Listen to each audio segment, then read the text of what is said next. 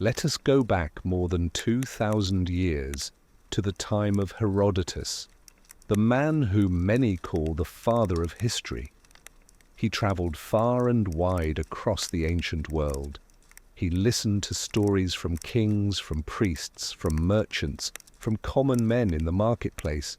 He gathered legends, rumors, and truths and wove them into a vast tapestry, the first great history.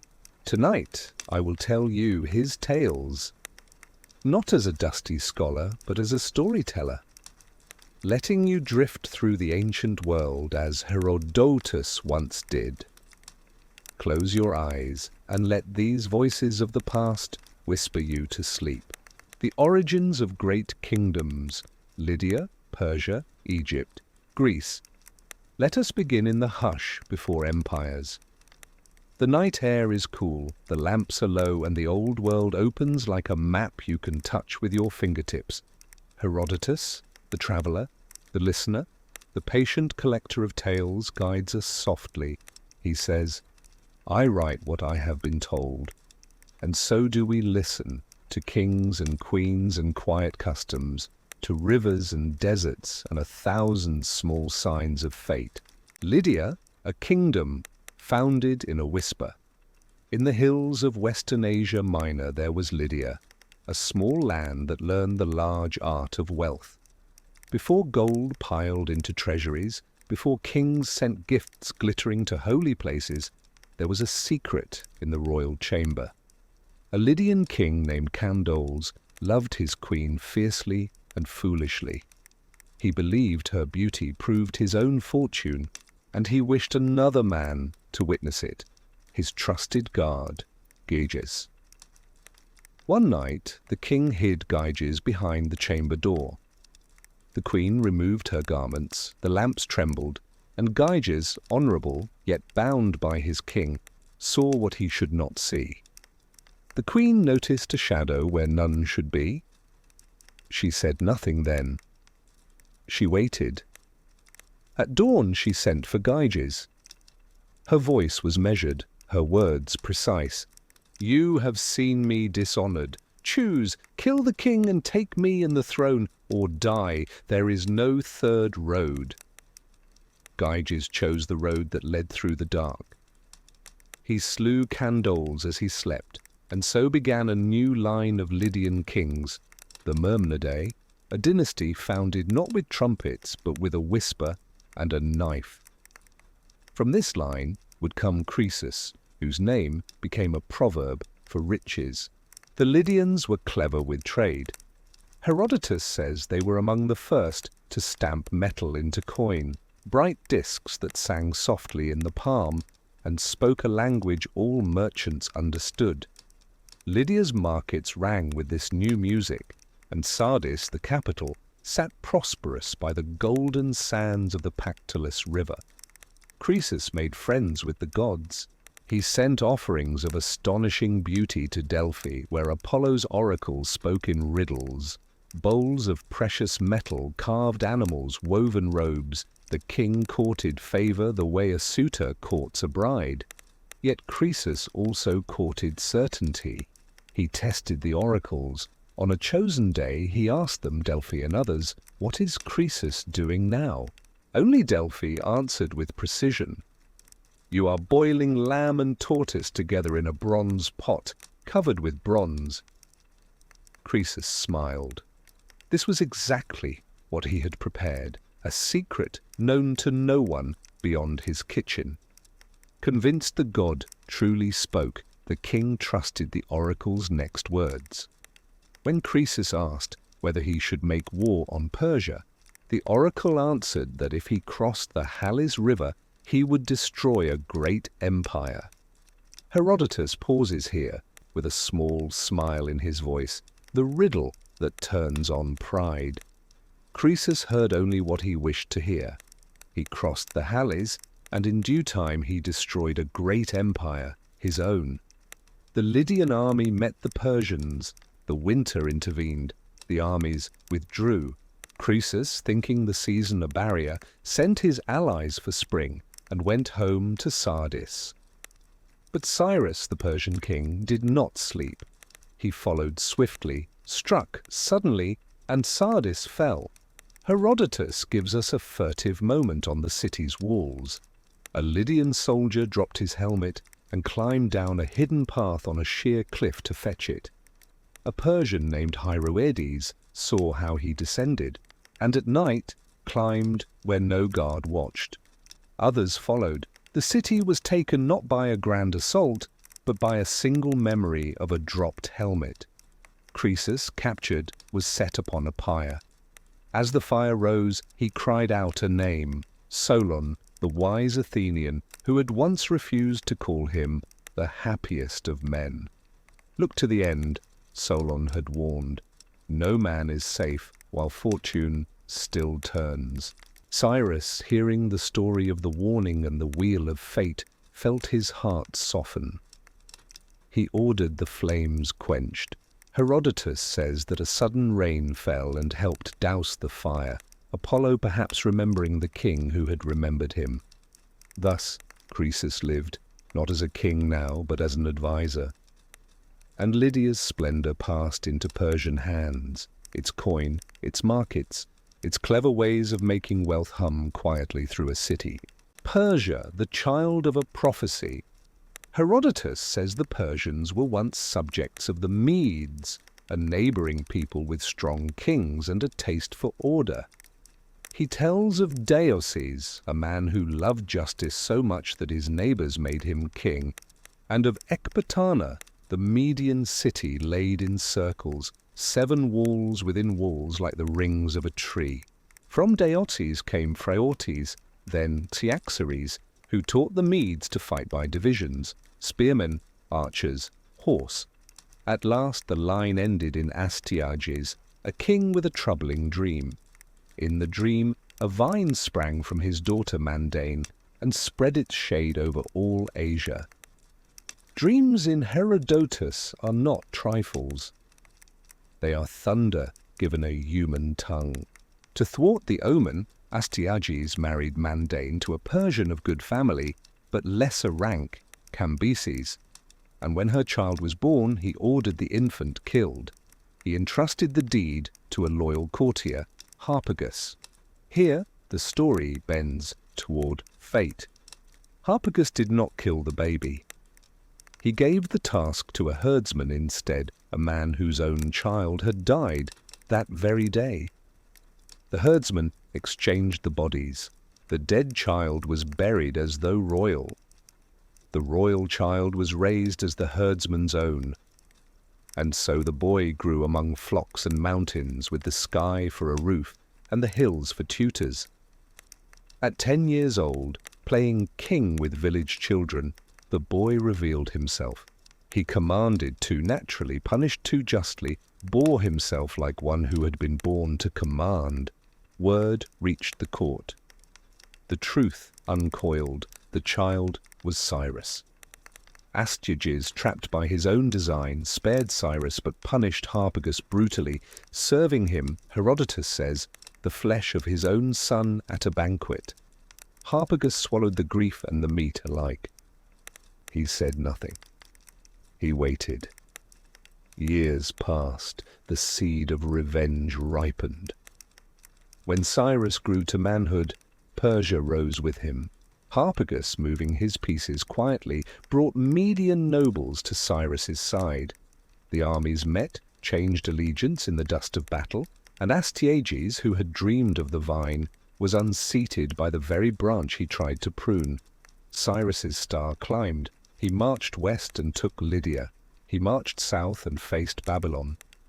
Herodotus tells that near the river Gindis, one of Cyrus's sacred horses drowned, and the king in anger cut the river into many channels so it would never again drown a Persian.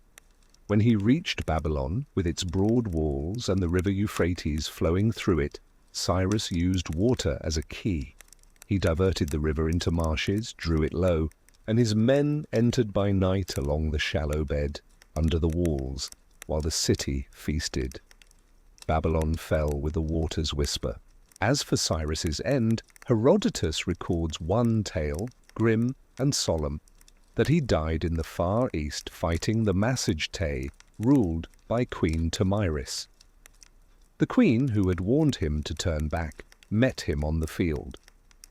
When Cyrus was slain, she had his head placed in a skin filled with blood, saying, "Drink your fill."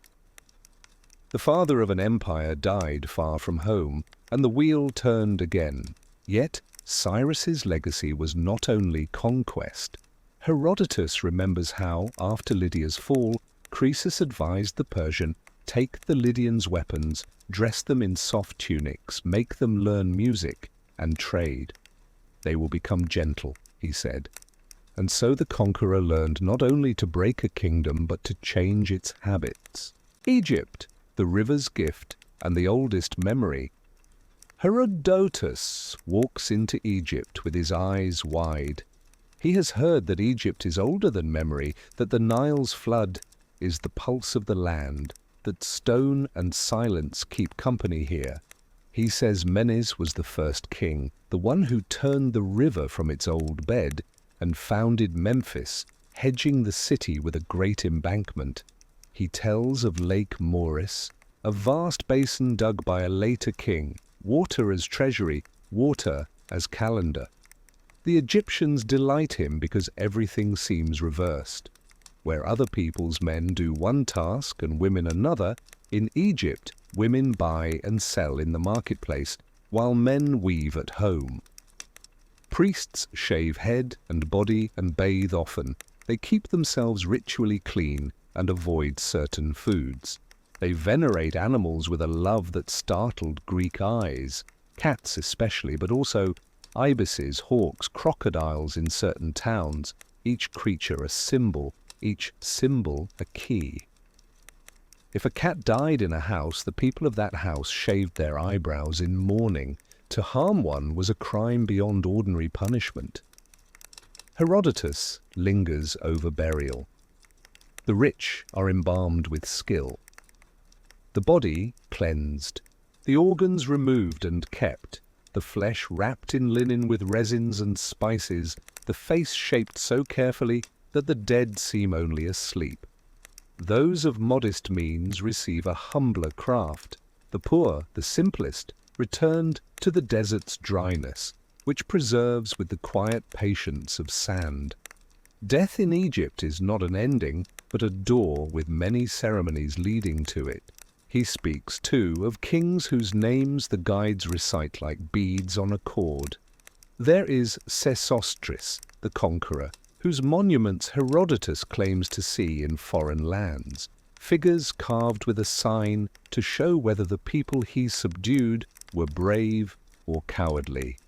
There is Moeris, who tended the lake that tends the land.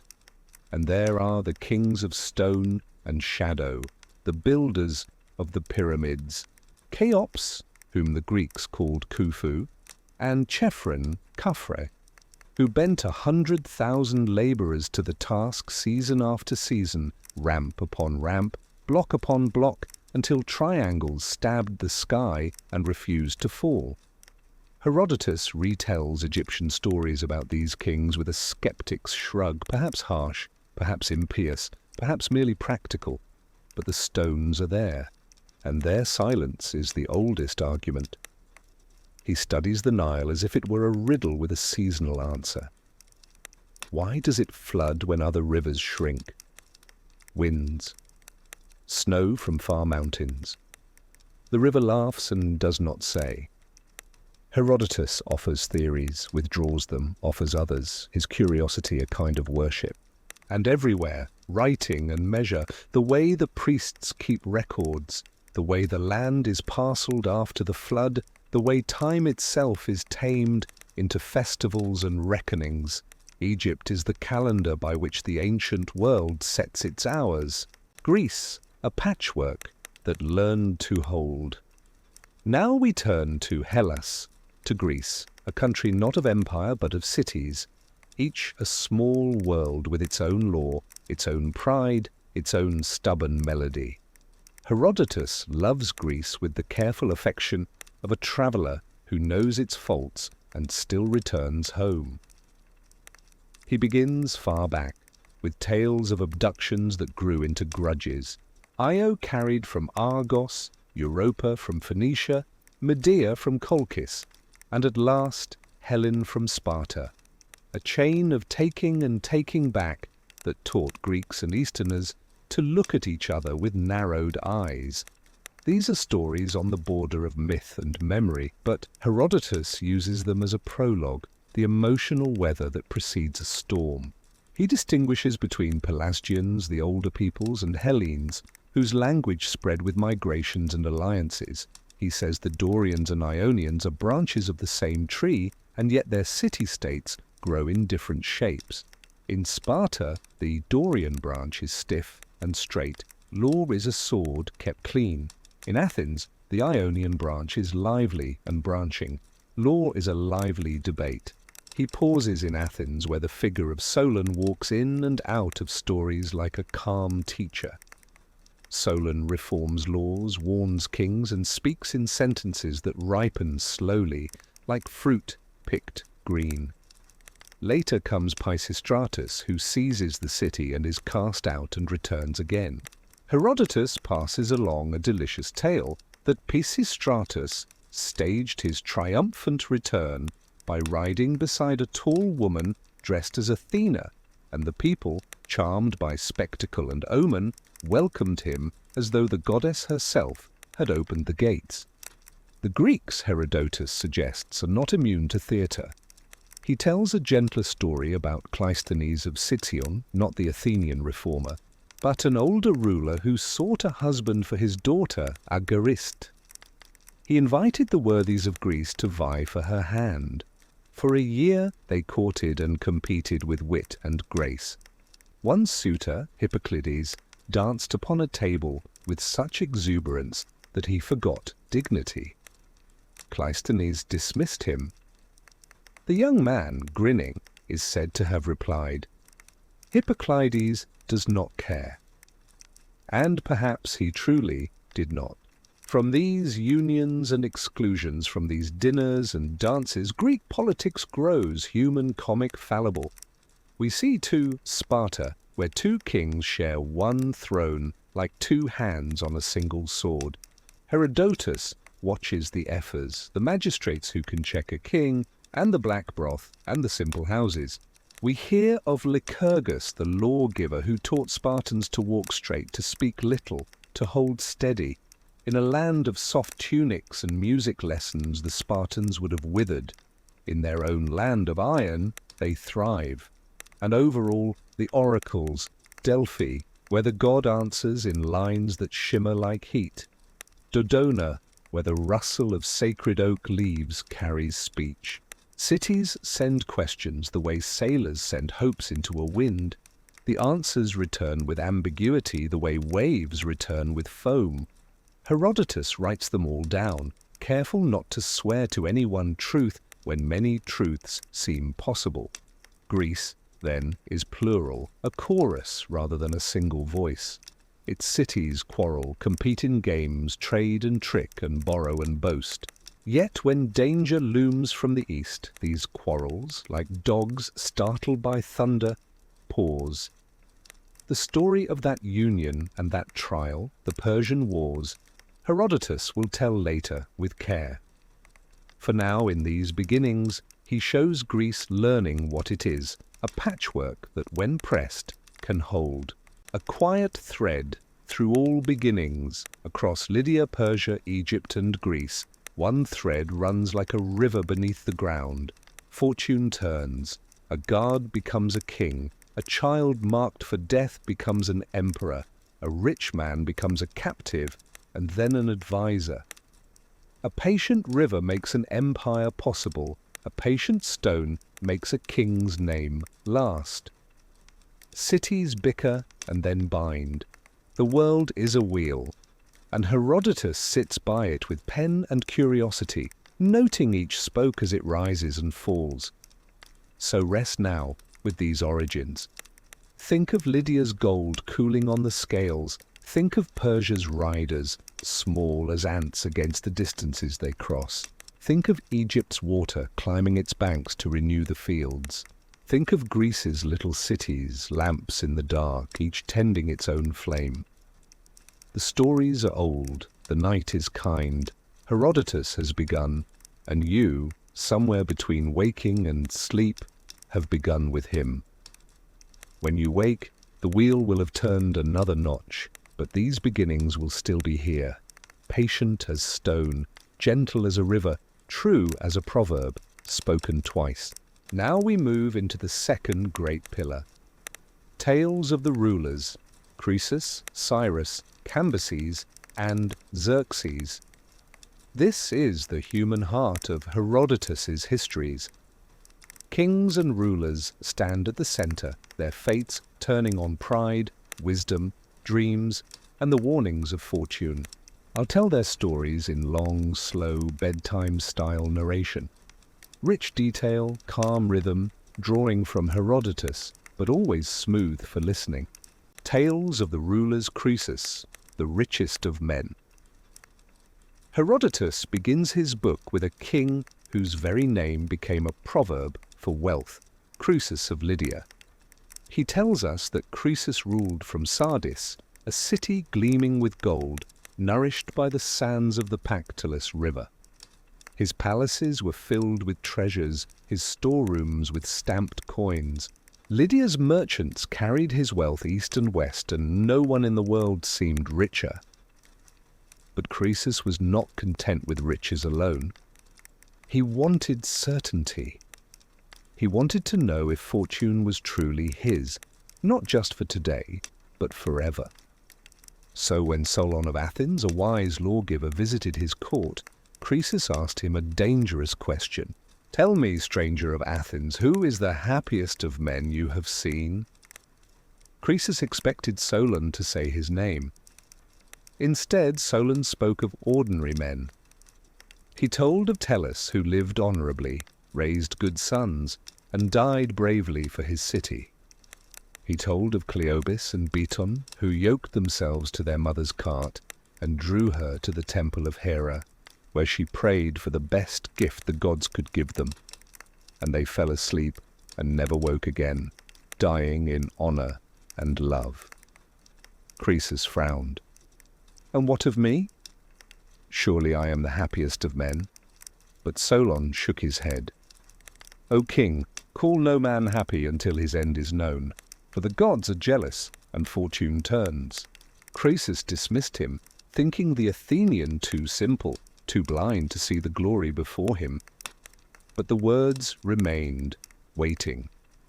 Years later, when Croesus asked the oracle at Delphi if he should march against Persia, the god replied, "If you cross the Halys River, you will destroy a great empire." Croesus believed the empire was Persia's. He did not imagine it could be his own. He marched, fought Cyrus the Persian, and lost. Sardis fell. Captured, he was bound upon a pyre to be burned alive. As the flames climbed, Croesus remembered Solon. He cried out, "O Solon! O Solon!" Cyrus, curious, asked what he meant. Croesus told him the story of wealth, of pride, of Solon's warning that no man is happy until his end. Cyrus listened, and for a moment the conqueror's heart softened. He ordered the fire extinguished. Some say rain fell suddenly from a clear sky, helping to quench the flames. Thus Croesus lived, no longer a king, but as an advisor to the man who had taken everything from him.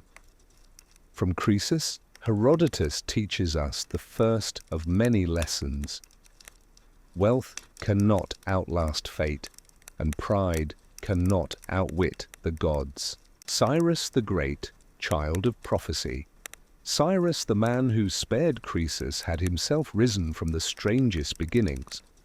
Herodotus tells us that his grandfather Astyages, king of the Medes, dreamed a troubling dream, that his daughter's son would one day overthrow him.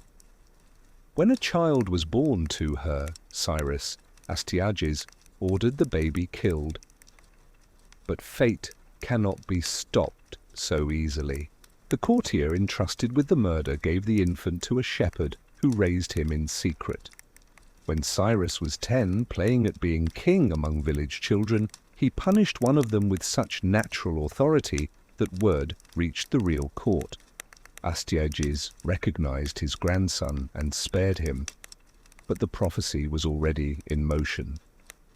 As Cyrus grew, he gathered followers. Discontented Persians rallied to his side, and in time he overthrew Astyages and took the Medes' power for his own. From there, Cyrus's star only rose higher. He conquered Lydia and Croesus. He marched to Babylon, where the Euphrates River flowed under the walls, protecting the city. Cyrus diverted the river into canals, lowering its waters until soldiers could march straight into Babylon along the riverbed. He built the first Persian Empire, stretching from Asia Minor in the west to the far lands of the east. But his end was as fateful as his beginning. Herodotus tells that Cyrus sought to conquer the Massagetae, a fierce people beyond the Araxes River, ruled by Queen Tomyris. She warned him to turn back, but he pressed on. In the battle that followed, Cyrus was slain. Tomyris ordered his head dipped into a skin filled with blood. "You are insatiable of blood," she said. "Now drink your fill." So ended Cyrus the Great. From a child meant to die in secret, to the conqueror of Babylon, to a head floating in blood, his life was the turning of prophecy into history. Cambyses, madness in Egypt. After Cyrus came his son Cambyses. Where Cyrus had been wise and fortunate, Cambyses, Herodotus says, descended into arrogance and madness. He conquered Egypt, defeating the pharaoh Psammetichus III. But instead of respecting Egyptian customs, he mocked them. Herodotus tells us he killed the sacred bull Apis, worshipped as a living god, stabbing it in the thigh with his own hand. He opened tombs and laughed at the embalmed dead. He mocked the religion of a land older than his own. Cambyses also turned against his own blood. Suspicious of his brother Smerdis, he had him secretly killed. But when word spread that Smerdis still lived, a rebellion rose. Cambyses mounted his horse to put it down, but as he leapt into the saddle, his sword slipped from its sheath and pierced his thigh, in the same place, Herodotus notes, where he had stabbed the sacred bull. The wound festered, Cambyses died childless, and the empire trembled. Herodotus paints him not only as cruel, but as a warning that even the son of a great king can be undone by arrogance, madness, and fate's sharp edge. The thread of the kings Croesus, Cyrus, Cambyses, Xerxes, 4 rulers, 4 lives, one rich, one fated, one mad, one proud. Through them Herodotus weaves his great theme, that human greatness is fragile, that the gods watch closely, and that fortune, like the sea whipped by Xerxes, can never truly be chained. Xerxes, the king who whipped the sea. At last comes Xerxes, the son of Darius, grandson of Cyrus, ruler of the Persian Empire at its height. Herodotus tells us he sought not only to rule Asia, but to conquer Greece as well. Xerxes gathered the greatest army the world had ever seen. So vast, Herodotus says, that rivers were drunk dry as the soldiers marched. He built a bridge of ships across the Hellespont, linking Asia to Europe.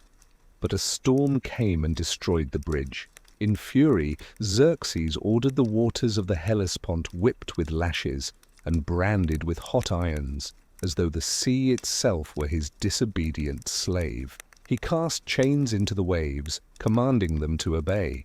So great was his hubris that he sought to punish nature itself. His armies poured into Greece. At Thermopylae they were held back by a small band of Greeks, among them 300 Spartans led by Leonidas. Though they fell, their stand became immortal. Xerxes pressed on, burning Athens. But at Salamis his fleet was lured into narrow waters, where the smaller Greek ships rammed and shattered the larger Persian vessels. The tide turned. Defeated again at Plataea, Xerxes fled back to Persia. His vast host, once the terror of the world, was broken by the stubborn courage of the Greeks. Herodotus lingers on the lesson: pride draws the gods' envy, and no power, however vast, can master the turning of fortune's wheel. This is where Herodotus steps away from battles and kings to become what some call the father of ethnography. He records marvels, traditions, and strange stories from lands far and near. Here he describes the Egyptians, their inverted customs, their obsession with death and mummification, their gods and sacred animals; the Persians, their honesty, their customs of debate, and how they raise their sons; the Scythians, nomads of the steppes, drinking from their enemies' skulls; the Indians, some who eat their dead, some who mine gold with the help of giant ants; the Ethiopians are the tallest, most beautiful men, who eat boiled meat and drink milk, and who claim to live over 100 years. Wonders of the world may be the winged snakes in Arabia, the flooding Nile, the phoenix, and more. It's a very different section, more dreamlike, sometimes fantastical, always curious. The Egyptians, a people. Inverted, Herodotus begins with Egypt, for to him Egypt was the most wondrous of all lands. He says, the Egyptians are in most of their manners and customs exactly the reverse of other men. Where most people eat in the open air, the Egyptians eat indoors. Where most men relieve themselves in private, the Egyptians do so openly in the streets. Greek men wear their hair long and their beards full. The Egyptians shave their heads smooth, and even their priests shave their entire bodies every other day to remain pure before the gods. The Egyptians revere animals more than any other nation: cats, dogs, hawks, crocodiles, each sacred to a particular god. So sacred were the cats that when one died in a household, the people would shave their eyebrows in mourning. If a dog died, they would shave their heads. To kill a cat, even by accident, was a crime punishable by death. And when fire broke out in an Egyptian home, the people cared little for their possessions. Instead, they threw themselves into the flames to rescue their cats. The mystery of the Nile. Herodotus puzzled greatly over the Nile, whose annual flood covered the fields of Egypt in black silt and gave life to the land. Why did it rise each summer and fall in winter, unlike any other river? He offered theories. Perhaps it flowed from melting snow in the south, though he doubted it, since the lands there were hot. Others told him it came from ocean, the river that circles the world. Though he admitted he did not know the truth, the Nile to him was not just a river, but a miracle of nature, one that made possible the greatness of Egypt itself. The sacred animals of Egypt. Herodotus described how the Egyptians worshipped animals with zeal. At Bubastis, the city of the cat-headed goddess Bastet, cats roamed freely, pampered and adored. At Crocodilopolis, the people raised a single crocodile, fed on meat and sweet cakes, adorned with jewels, its ears hung with gold. When these sacred animals died, the Egyptians mourned as if they had lost kin. Their bodies were embalmed, wrapped in linen, and buried with reverence in sacred necropolises. This astonished Herodotus, who noted how opposite it was from the Greek way, where animals were sacrificed to the gods rather than worshipped as divine themselves. The Persians, honesty and reverence. Herodotus also admired the Persians. He tells us that they taught their sons 3 things alone: to ride, to shoot the bow, and to speak the truth. For in Persia, lying was considered the greatest shame. When they debated important matters, they would discuss them twice, once while sober, and once while drunk. If the decision agreed both in wine and in sobriety, it was accepted. The Persians worshipped not with temples or statues, but under the open sky. They offered sacrifice upon high places to the sun and the moon, to fire and water, to the winds. Yet they also absorbed the gods of other peoples they conquered, taking up the worship of foreign deities as their empire grew. The Scythians, nomads of the steppe.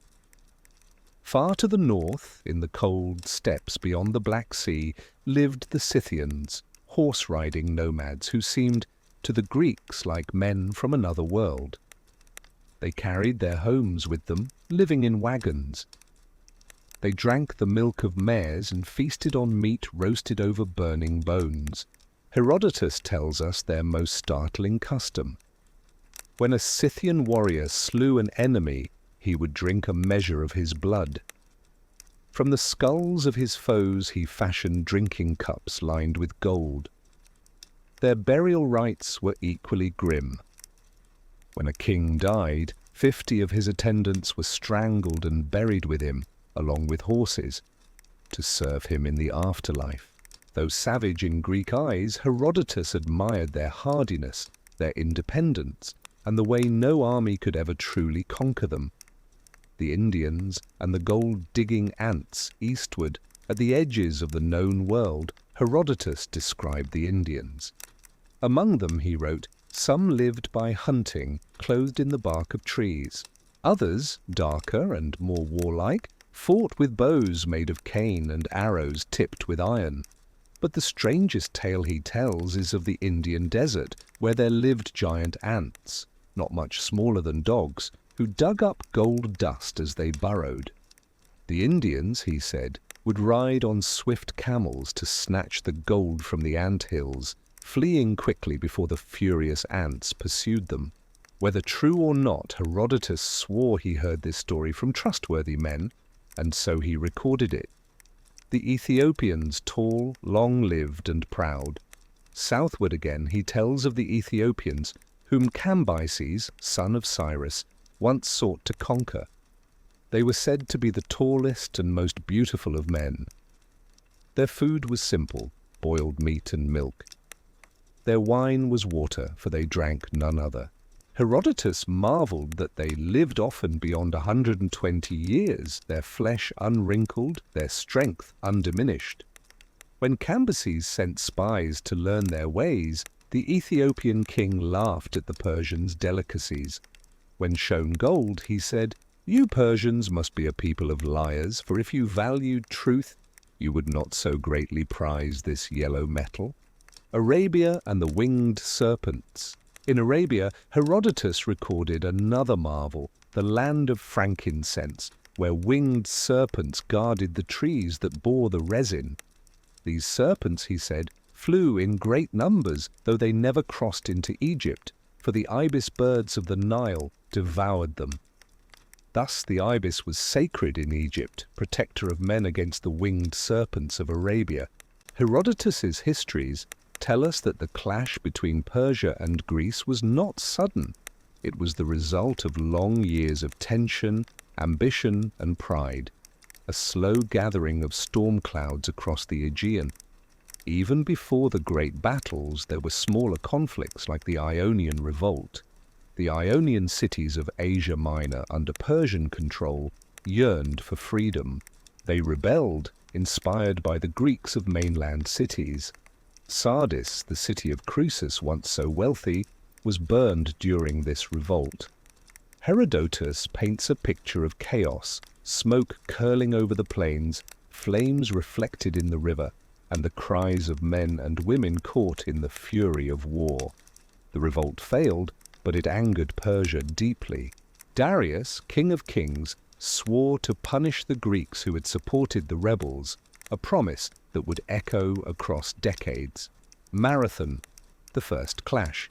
Years later, Darius sent a mighty army across the sea, but the Athenians, though few in number, were determined. Herodotus tells us that at Marathon, a plain near the sea, the Athenian hoplites, armored men with shields and spears, faced thousands of Persian archers and cavalry. The Persians outnumbered them nearly 2 to 1. Yet the Athenians, guided by courage, discipline, and clever strategy, refused to yield. Herodotus emphasizes not just numbers, but the human spirit, the way soldiers moved as one, how they waited for the right moment to charge, the drumbeat of shields against armor. When they did charge, the battle turned suddenly. The Persians, unprepared for such boldness, were thrown into confusion. Thousands fled to their ships, leaving the Athenians victorious. Herodotus dwells on the aftermath, the quiet Greek plain, strewn with arms and armor, the cries of the wounded, and the calm of the sea reflecting a sky suddenly free of the shadow of invasion. Thermopylae, courage against immensity. The years passed, and Xerxes, son of Darius, amassed the greatest army the world had ever seen. Herodotus describes it with awe. Millions of soldiers, horses, camels, and even war elephants, so vast that the earth seemed crowded with men. He does not dwell on the horror, but on the human stories within the enormity. At Thermopylae, a narrow mountain pass, stood a small Greek force led by King Leonidas of Sparta. Only 300 Spartans remained at the forefront, though thousands of other Greeks joined them. Herodotus paints their stand not as brutal battle, but as a testament to resolve and courage. For 3 days they held back the Persian tide. He notes the strategy, the loyalty, the discipline, and the inevitability of fate, for a local Greek betrayed the pass, allowing the Persians to flank the defenders. The Spartans fell, but their sacrifice became immortal, a symbol of honor, bravery, and resistance against overwhelming force. Herodotus lingers on this, the quiet of the pass after the battle, the banners lowered, the wind through the cliffs, a calm after heroism. Salamis. The sea turns. Xerxes advanced, burning Athens and leaving the city abandoned. But the Greeks, under the cunning guidance of Themistocles, chose the narrow straits of Salamis to fight the Persian fleet. Herodotus emphasizes mind over might. The Persian ships were larger, more numerous, more powerful, but in the cramped waters of the straits their numbers became a disadvantage. The Greek triremes, smaller and more maneuverable, struck with precision. He describes the confusion on the water, oars clashing, soldiers shouting, ships turning at impossible angles, the tide of battle shifting like waves themselves. By the end of the day, the Persian fleet was shattered, and Xerxes' dream of conquering Greece began to fade. Plataea, the final confrontation. The final battle at Plataea brought together the remaining Persian forces and the united Greek armies. Herodotus's telling is calm, almost meditative. He focuses on the slow movement of men across the plains, the clash of spears and shields, and the decisions of generals weighing the lives of thousands. The Greeks prevailed. Persia's dreams of domination were ended, and the balance between East and West had shifted. Herodotus does not glorify slaughter. He celebrates strategy, courage, and the interplay of human choice and fate. He reminds us repeatedly that it was not merely numbers, but the wisdom, bravery, and sometimes luck of men that decided the outcome. Croesus, king of Lydia, sat upon his golden throne, surrounded by treasures that would have amazed any traveler. The sun glinted off walls of bronze and gilded marble. Pools reflected the sky like mirrors, and the air was heavy with the scent of incense and the distant murmur of servants tending to countless details. He had wealth beyond imagining, enough silver and gold to build cities, to fill ships, to buy the loyalty of every neighbor.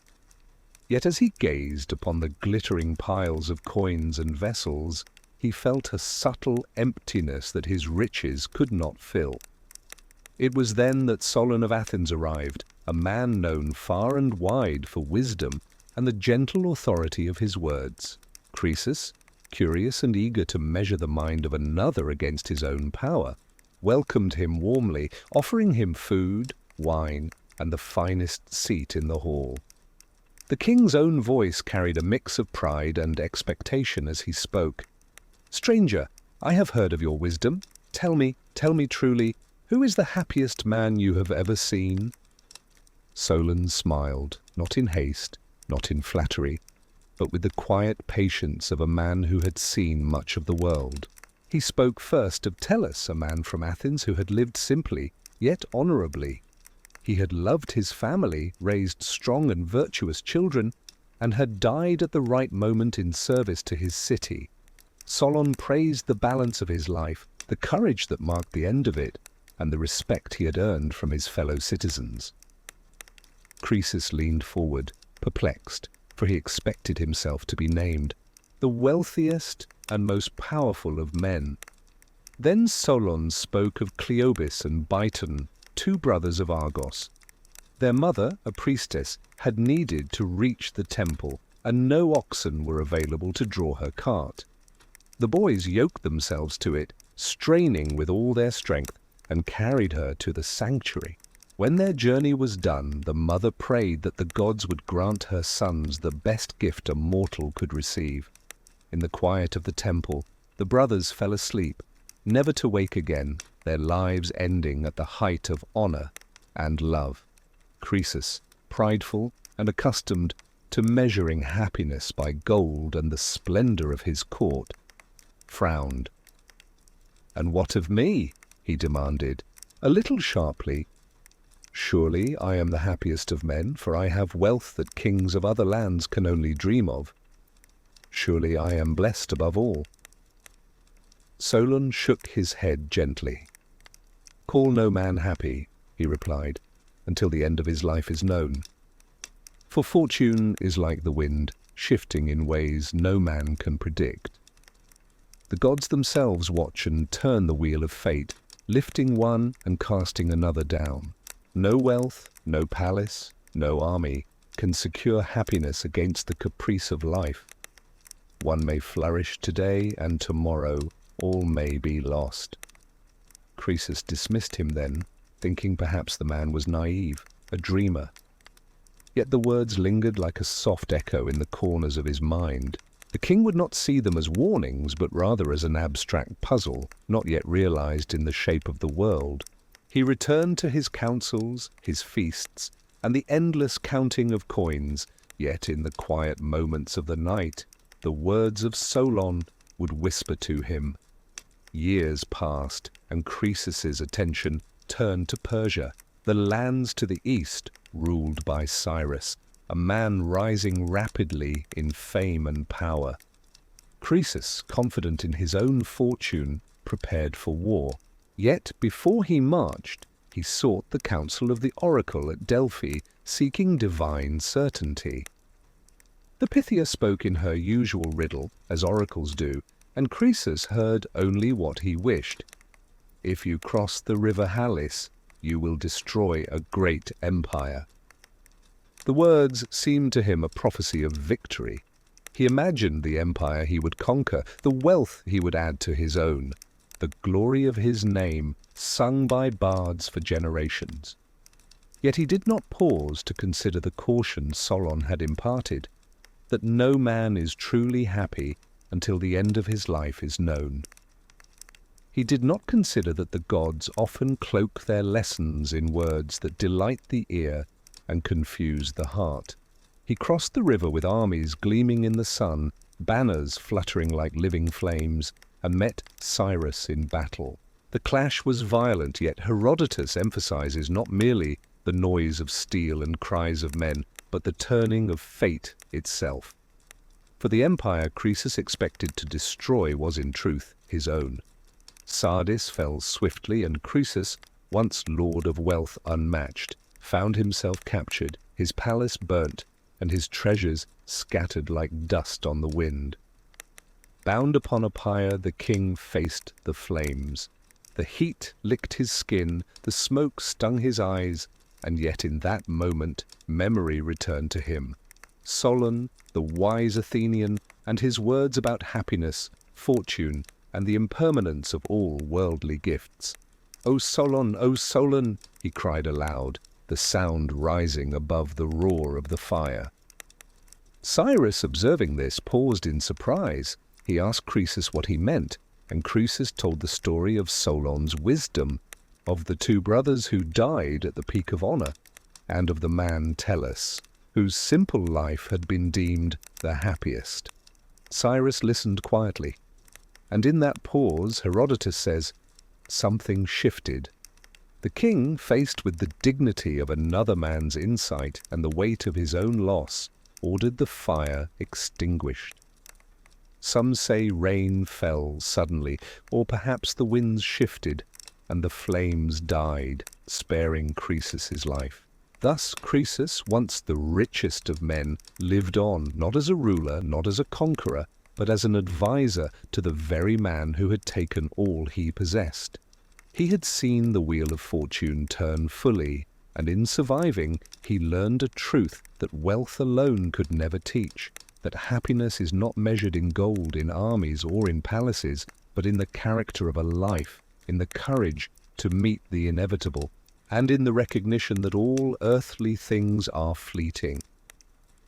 Even as a man of wisdom himself, he reflected on how easily the mind clings to possessions, to pride, to expectation, without understanding the subtle currents that carry every human life.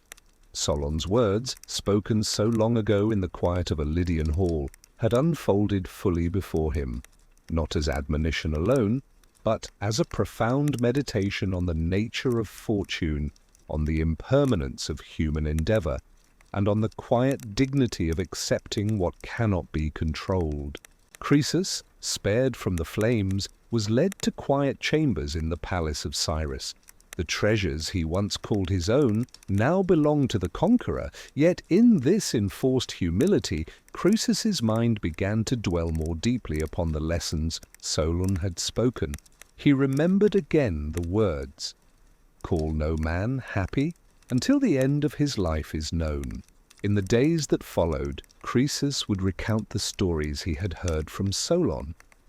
He remembered the simple joys of Tellus, the laughter of his children, the security of a home in which no man hungered, the esteem of neighbors earned through fairness rather than force. Croesus saw now that these were treasures far more enduring than gold or jewels. He also reflected on Cleobis and Biton, the brothers who yoked themselves to a cart to honor their mother. Croesus could picture the exhaustion in their limbs, the devotion in their hearts, and the profound blessing of dying at the peak of virtue and duty. He pondered how fleeting life truly is, and how easily men, even kings, mistake power and wealth for happiness. Even in his captivity, Croesus began to perceive the subtle currents of fortune. He saw how easily the mighty fall and how quickly the world can shift. The story of his own empire, so swiftly taken by Cyrus, now seemed less a punishment and more a lesson in the impermanence of human achievement. He understood that wealth, armies, and splendor are but temporary gifts, to be cherished lightly and measured against the measure of one's character. Croesus would speak to Cyrus at times, recounting the tales of Solon with calm precision, not as flattery, but as gentle counsel. He spoke of human pride and the folly of measuring life by gold alone. And Cyrus, hearing these words, paused to consider them, for even kings are shaped by the stories they hear and the wisdom of those who live by reflection rather than impulse. Solon's counsel extended beyond praise and caution. He taught through questions, urging the listener to consider the unpredictability of life. He asked Croesus, if a man is struck by illness, robbed, or loses a child, can his wealth protect him from grief? If a city falls to an enemy, can power defend against shame? Is not the truest happiness found in a life well lived, in virtue, in honor, and in kindness toward others? These words echoed in Croesus's mind, turning over slowly like wind stirring a calm lake. He remembered the treasures he had once counted, the feasts of gold, the luxury of silk and incense, and now he saw them in a new light. They were objects, not measures of the soul, splendor, not proof of fulfillment. In truth, the happiest men, Solon had said, were those who lived with balance, courage, and a clear understanding of the limits of fortune. Herodotus tells us that Croesus began to reflect upon the nature of kingship itself. He understood that a ruler's glory is fragile, that power can vanish with a single turn of events, and that mercy, wisdom, and restraint are as important as strength and conquest.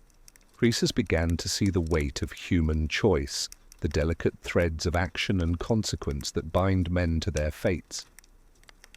He learned that humility is not weakness, but a shield against the hubris that so often precedes ruin.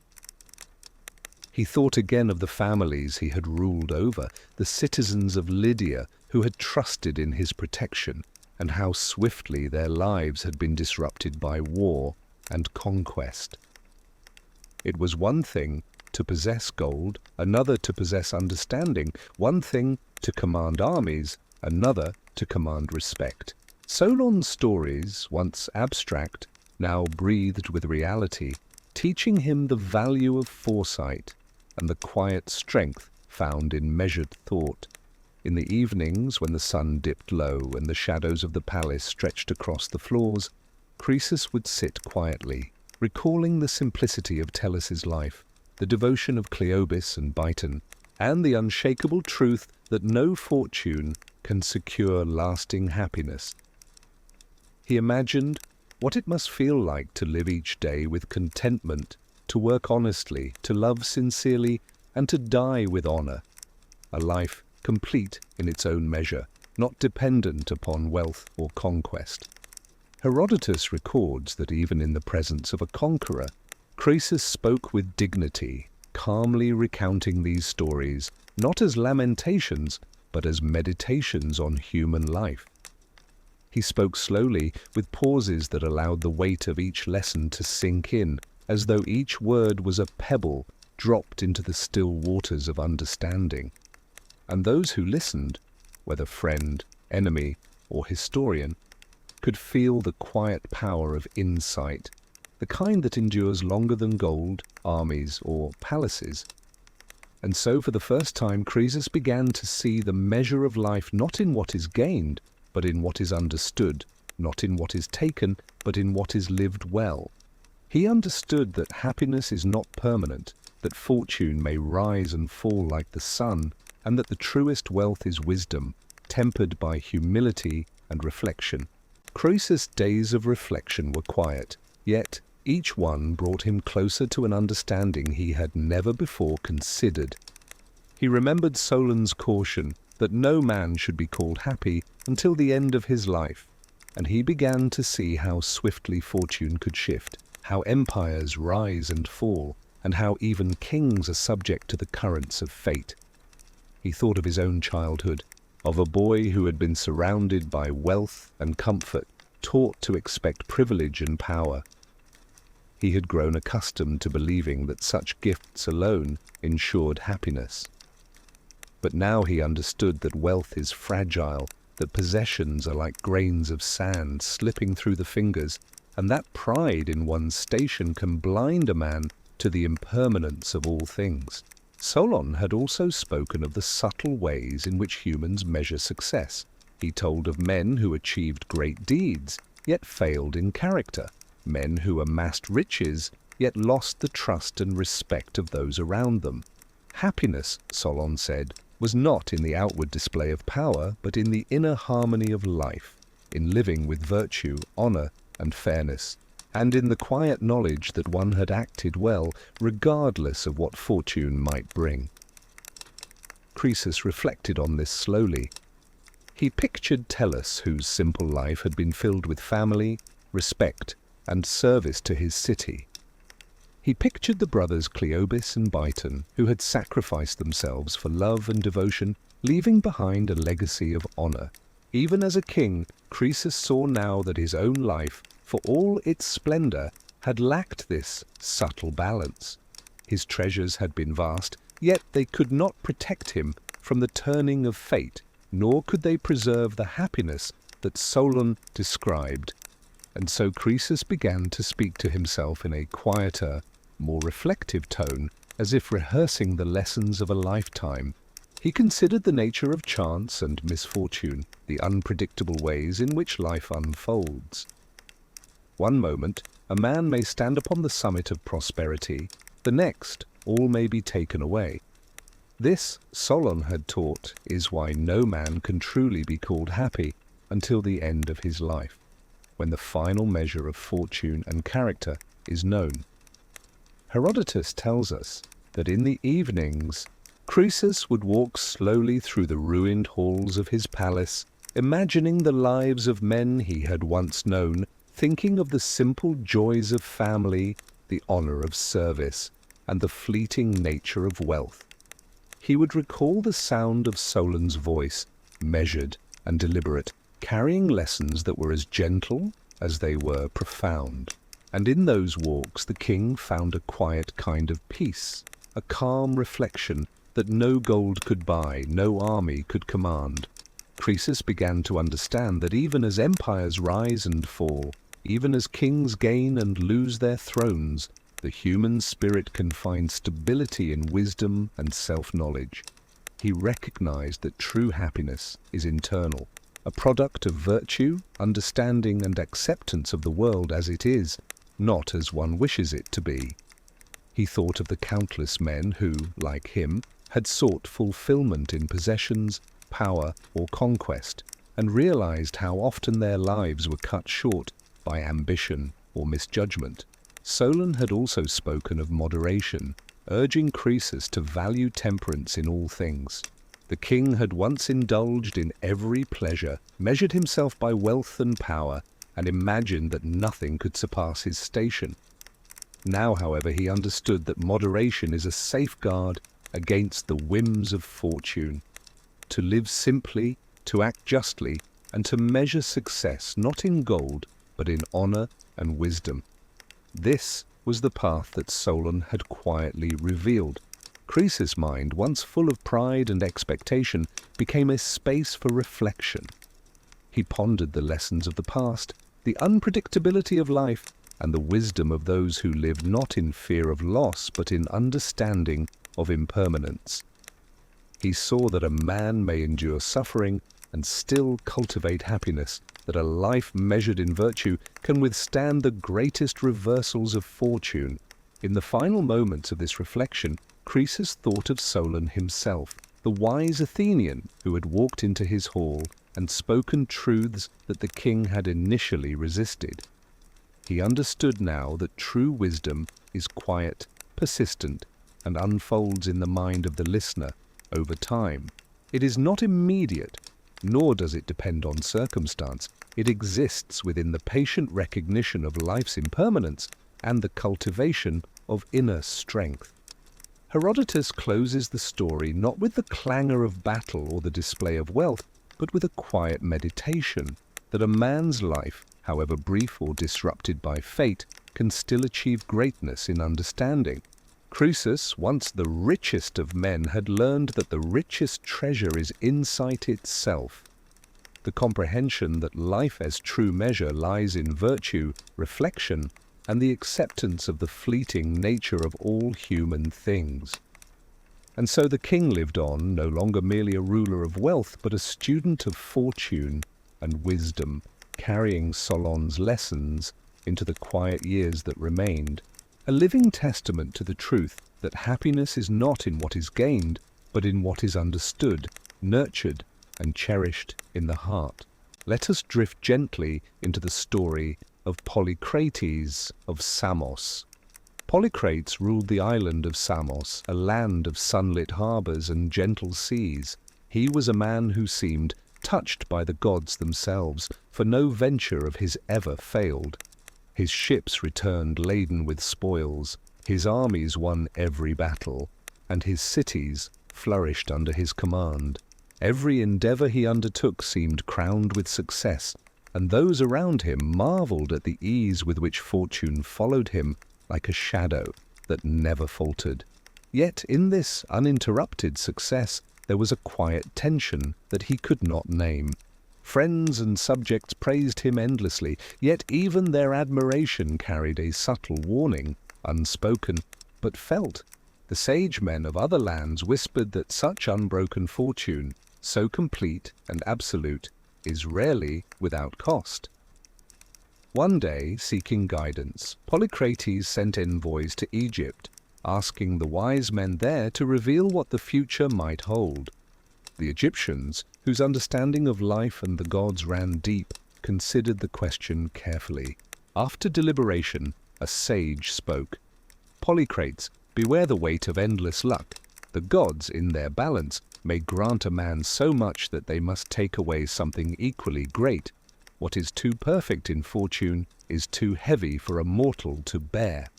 Polycrates, confident in his invincibility, listened with polite attention, but did not alter his course.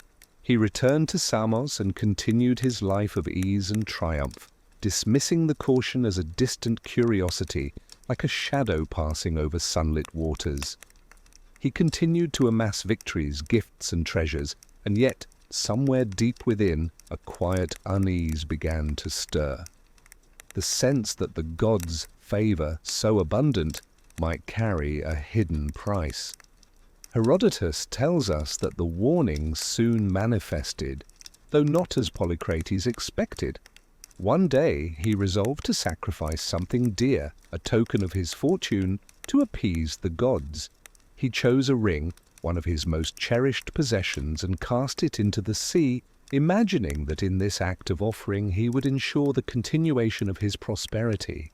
Days later, the ring returned to him, found in the belly of a fish served at his own table. He marveled, but also laughed, for even this act of humility seemed touched by fate in a playful, almost teasing manner. Yet Herodotus relates, the god's balance is inexorable. Soon misfortune struck. Polycrates, once untouchable, was betrayed by a man he trusted. His enemies plotted, and in the quiet of night he was captured and executed. The very fortune that had followed him, the extraordinary luck that seemed to protect him, had drawn envy, fear, and ultimately the hand of fate itself. In the end, the unbroken streak of triumph, the wealth and power that had defined him, could not shield him from the turn of the universe. In narrating this tale, Herodotus dwells not on the violence or the drama, but on the lesson of moderation and the impermanence of fortune. Polycrates' story, like that of Croesus, reminds us that wealth, power, and unending success are gifts that the gods, or fate, may reclaim at any moment. Happiness cannot rest solely on external abundance, for the currents of life are unpredictable, and what seems eternal can vanish in the blink of an eye. And so the story of Polycrates carries a quiet meditation to enjoy fortune with humility, to temper pride with reflection, and to understand that true security lies not in the accumulation of wealth, but in the steadiness of the mind and the virtue of one's actions. Even in triumph, one must remember the gentle turning of fate, the balance that governs all things, and the necessity of acceptance when the wheel inevitably moves. Herodotus presents Polycrates not merely as a man punished for pride, but as a figure whose life teaches a subtle truth, that fortune, whether great or small, is fleeting, and that wisdom consists in navigating it with calm, measured understanding rather than fear or arrogance. In the quiet of the night, as the sun sets over the calm waters of Samos, one can imagine the islands hushed and still, the echoes of past glories lingering like whispers, reminding all who listen that the world is vast, that luck is transient, and that the mind at peace with impermanence holds the greatest treasure of all. Polycrates ruled the island of Samos, a place where the sun seemed to linger a little longer over the calm, deep blue waters, and where gentle winds carried the scent of salt and olive groves. The harbours were filled with ships, their sails billowing softly as they rocked with the rhythm of the waves, and the streets of the city echoed with the quiet bustle of craftsmen and traders.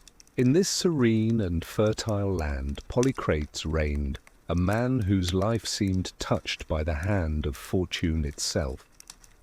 Every venture he undertook met with success. His fleets returned from distant waters laden with treasures beyond imagining, the spoils of trade and conquest alike shimmering in the sunlight. His armies, though few in number compared to the forces of neighboring lands, triumphed again and again, and his people prospered under his rule. Each day seemed to affirm the extraordinary nature of his luck, as if the very gods themselves had decreed that his life should be uninterrupted by misfortune. Herodotus tells us that travelers and envoys from far-off lands marveled at the abundance of Samos. They spoke of ships that returned full when all others failed, of victories so complete that the enemy scarcely seemed to have existed, and of a ruler whose decisions, whether in war or peace, seemed always to meet with perfection. And yet amidst this uninterrupted good fortune, there was a quiet tension, a sense, barely perceptible, that such perfection could not endure forever. Polycrates himself seemed oblivious to this, or perhaps he had grown accustomed to his extraordinary life and believed it to be the natural order of things. He walked through the streets of Samos, observing the laughter of children, the glint of fish scales in the sunlight, the smooth rhythm of merchants' voices, and he felt a quiet satisfaction, a certainty that he was indeed favored above all men. His heart was light, and his mind, so accustomed to victory, could scarcely imagine a reversal of fortune. Yet even as he moved among his people, he remembered the whispers of the wise. Travelers and sages spoke in hushed, reminding him that no mortal life is untouched by the shifting currents of fate, and that a man who seems endlessly favored may, in time, discover that the god's balance is subtle and inexorable. These words, though soft and fleeting, settled quietly in Polycrates' mind, like seeds planted in fertile soil, waiting for the time when they would take root. One day, feeling the weight of these thoughts, Polycrates resolved to seek guidance beyond the familiar walls of Samos. He sent envoys to Egypt to consult the sages there, men whose wisdom was celebrated across the known world. The envoys travelled over calm seas and through lands warm with the sun, carrying gifts and questions alike. And when they returned, they brought with them the measured, deliberate counsel of the Egyptian wise. The Egyptians, after careful deliberation, spoke to Polycrates a caution that would linger with him. Beware the gift of unbroken fortune. The gods, in their quiet balance, often take from the man who is most blessed. What is too perfect in life may be too heavy for a mortal to bear, and what seems secure today may vanish tomorrow. Polycrates listened politely, nodding, but in his heart he could not fully comprehend the gravity of their words. His life had always been a stream of success, a steady tide carrying him forward, and he found it difficult to imagine a moment when that tide might recede. Yet the caution planted itself like a shadow at the edge of his mind, subtle and persistent, a reminder that the perfection of fortune is rarely without risk. And so he continued his life as he had always known it, moving through victories and triumphs, his days filled with abundance and ease. Ships returned to the harbours of Samos, laden with goods and wealth. Armies carried him to victories over distant islands and cities, and his people prospered, unaware that beneath the calm surface of their ruler's life, the quietest of lessons was taking hold. Herodotus observes not just the external successes, but the inner rhythm of Polycrates' life, the way fortune moves like a gentle wind, lifting some and leaving others behind, the subtle interplay of confidence and caution, pride and humility. Even amidst extraordinary abundance, there is the quiet murmur of impermanence, the soft reminder that all things are subject to the turning of fate. Polycrates' days continued in the rhythm of prosperity. Dawn would find him walking along the harbors of Samos, watching the sunlight ripple across the calm waters, observing his ships returning laden with the wealth of distant lands. Gold and silver, fine linens, fragrant oils, and rare spices, all arrived as if by unseen hands, filling the city with abundance and his palace with the quiet satisfaction of success realized. His armies, too, marched with ease and precision. Islands that once resisted his rule yielded to his strategy. Towns opened their gates without resistance, and the names of his victories spread like soft ripples across the Aegean. Each success seemed to reinforce the certainty that fortune itself favored him. Yet even in this uninterrupted triumph there was a subtle rhythm, almost imperceptible, that Herodotus notices. A reminder that perfect fortune, like the wind, can shift at any moment, and that the greatest ease may carry the seeds of future challenge. The people of Samos marveled at their ruler. They spoke in quiet admiration of his ability to foresee outcomes, to command loyalty, and to maintain harmony across the island. Merchants praised his fairness, soldiers honored his courage, and travelers told tales of a tyrant whose life seemed touched by the gods themselves. And yet as the stories of his greatness spread, the seed of caution planted by the Egyptian sage lingered. Fortune, Herodotus observes, is a delicate instrument. Too heavy a hand can break it, too much expectation can twist it, and too complete a triumph may invite the attention of forces beyond mortal control. Despite these whispers, Polycrates remained confident. He planned new ventures, sending fleets across distant seas in search of trade and conquest, organizing festivals and feasts, and ensuring the prosperity of Samos continued without interruption. He enjoyed these successes, but even in his triumph, there was a subtle tension, a quiet curiosity about the warning that fortune too perfect might carry danger. And so, seeking to honor the caution without relinquishing his achievements, Polycrates decided to make an offering to the gods, a token of humility, a gesture meant to balance the abundance he had received. He selected a ring of great personal value, one he had worn for many years, and cast it into the sea, imagining that in this small sacrifice he could appease the unseen forces that governed fate. Days later, as if guided by unseen hands, the ring returned, discovered within the belly of a fish served at his own table. Polycrates laughed quietly at the irony, marveling at the strange interplay of human intention and the mysteries of fortune. Herodotus reflects on this moment not as mere curiosity, but as a profound lesson. The gods, or fate itself, often operate in ways that are subtle and unpredictable, reminding men that control is always limited, and that even careful gestures cannot fully command destiny. Polycrates, for all his wisdom and attention, could not fully escape the inherent unpredictability of life, and yet in this playful twist he found a brief, almost poetic reflection of the balance that governs all things. Life continued in this gentle rhythm for some time. Polycrates' victories persisted, his people prospered, and his fame grew. Yet Herodotus reminds us that the very perfection of his luck drew attention, envy, and subtle disquiet. The gods, or the invisible currents of fate, watch and act in ways that mortal minds cannot always comprehend. In this calm, reflective narrative, one sees that even the most fortunate life is measured not only by its successes, but also by the quiet understanding of its impermanence. Polycrates' experience teaches a subtle truth, that unbroken fortune, however dazzling, carries a quiet vulnerability. Hubris, even if unspoken, begins to accumulate in the mind of one who sees only triumph. The sage's warning lingers, reminding both the listener and the ruler himself that moderation, humility, and awareness of fate are the truest safeguards in a world shaped by uncertainty.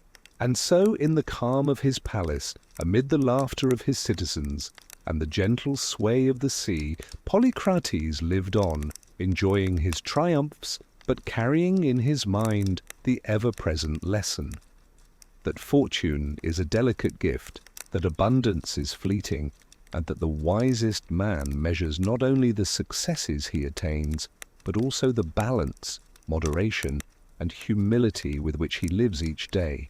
Yet, as Herodotus observes, the wheel of fortune turns for all men, no matter how unbroken their success may seem. Polycrates' extraordinary streak of luck, the abundance that had followed him like a shadow across sunlit seas, would not remain unchallenged. Subtle tensions arose among his allies and enemies alike. Those who had long admired him now felt envy, and whispers of discontent spread quietly across the islands and distant lands he had touched with his power.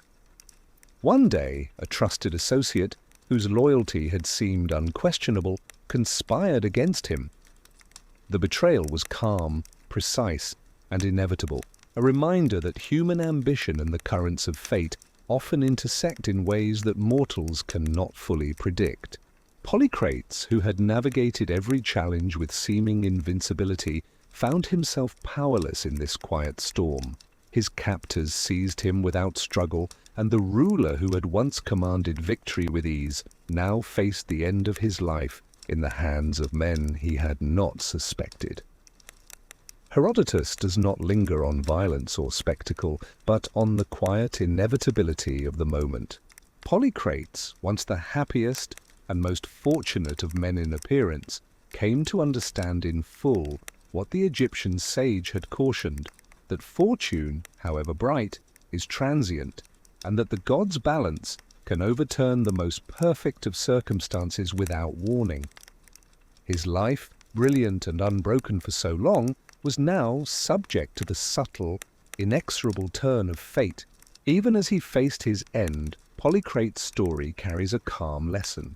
Herodotus emphasizes the reflective quality of fortune, showing not a tragic hero in panic or despair, but a man whose life, full of extraordinary success, now teaches a quiet meditation on impermanence and humility.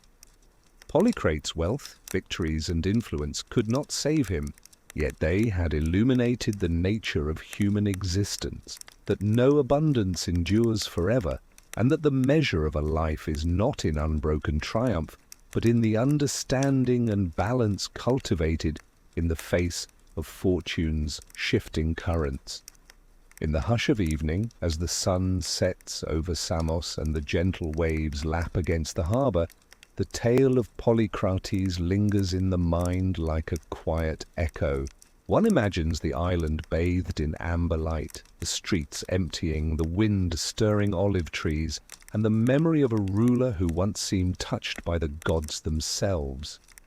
The story invites the listener to reflect slowly on the nature of fortune, the fragility of success, and the enduring importance of moderation, wisdom, and acceptance. Herodotus closes this tale not with spectacle, but with meditation, that happiness and luck are fleeting, that pride without balance invites peril, and that the calm recognition of life's impermanence offers the truest measure of understanding.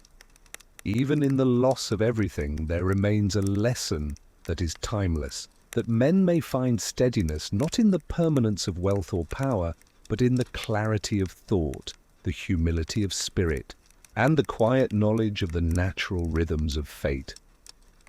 And so the story of Polycrates ends not with the clamour of triumph or tragedy, but in a serene reflection.